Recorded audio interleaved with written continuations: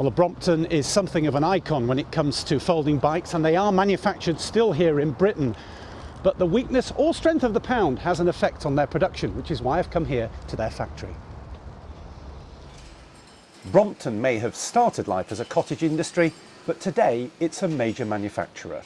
After steady year-on-year growth of between 8 and 10%, the company made a decision 3 years ago to dramatically expand its production base.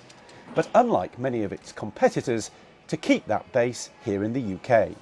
Today they employ around 100 people in West London, and again, instead of buying in components and simply assembling bikes in the UK, they manufacture many of their own. They pride themselves on brazing the frames instead of welding, and this is labour intensive and calls for a highly skilled workforce. Well, one of the reasons people love the Brompton, of course, is because it folds. And whilst I'm doing that, let me just give you a couple of examples of what's happening as far as imports and exports are concerned. They are, of course, makers of bikes here in this country, but look at the percentage there. Only a certain number of them are sold in the UK, and the rest go abroad to places like, would you believe, the Netherlands.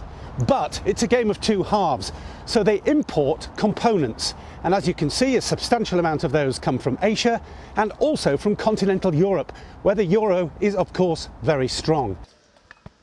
Brompton's managing director is a self-confessed cycling fanatic, but when it comes to the strength of the pound, he admits it's been a shaky ride recently. One thing that I suppose all manufacturers would like is a level of stability.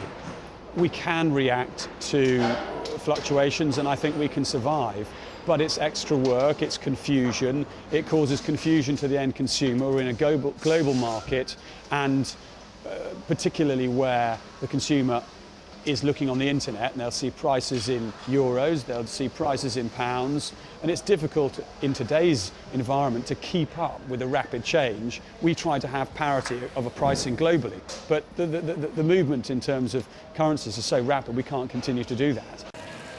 In the past, Brompton has hedged against the strength of the euro by doing deals with its distributors, going 50-50 with them on the added costs that have resulted.